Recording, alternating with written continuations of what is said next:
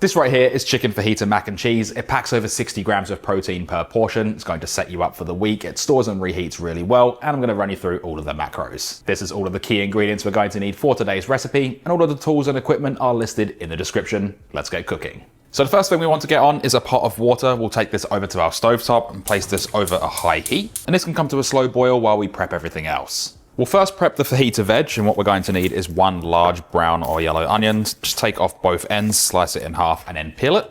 Following the onion's natural layers, just go through and thinly slice this into those nice small pieces. When you get about 3/4 of the way through, you can just lay it flat and continue slicing safely. That way it won't wobble around everywhere. Next is 2 bell peppers or capsicums. As long as you've got 2, it doesn't matter what colors you use, and just always go with the cheapest. The red ones can be quite expensive, and I think I paid about $5 for this one capsicum. Just go through and slice around that core, just removing the seeds and pith. And if there is any seeds or pith left in any of these slices, just bang them on the bench, and that way they'll come out nice and easily.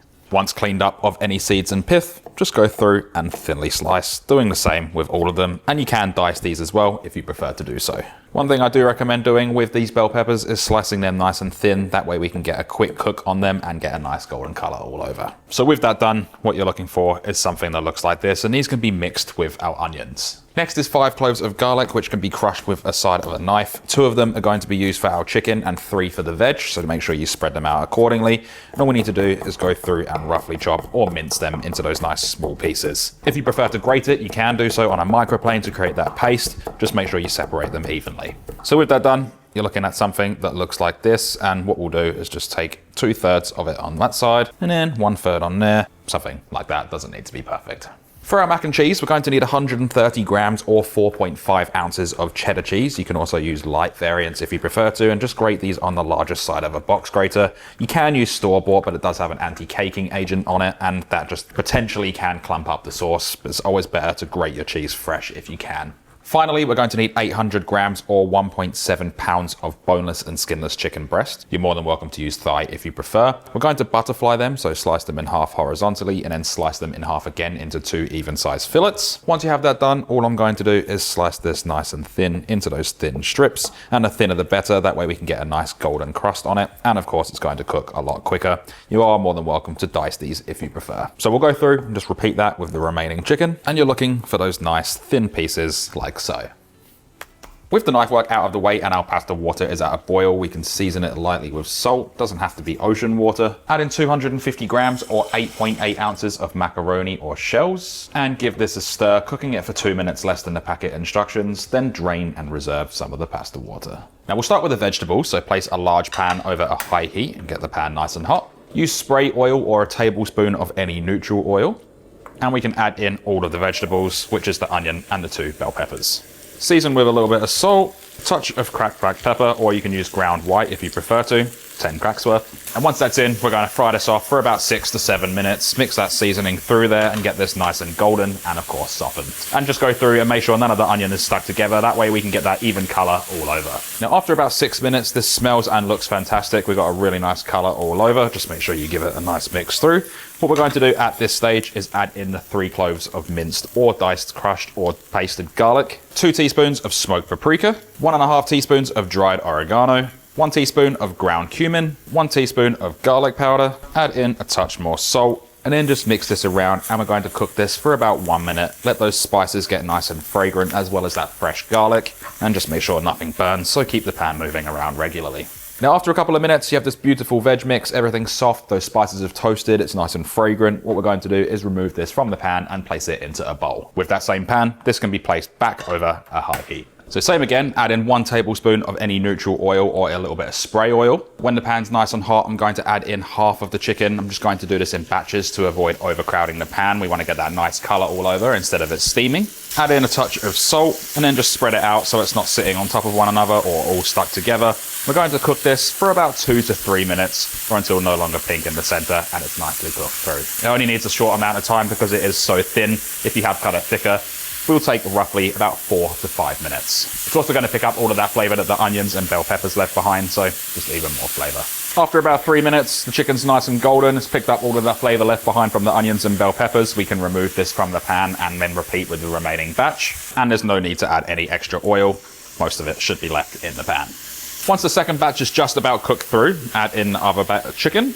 Add in that remaining garlic, or the 2 cloves of garlic, 3 teaspoons of smoked paprika, 2 teaspoons of garlic powder, 1.5 teaspoons of onion powder, 1.5 teaspoons of dried oregano, 1.5 teaspoons of ground cumin, and an optional ingredient is 1 tablespoon of honey. Just adds a beautiful caramelization and a nice little sweetness.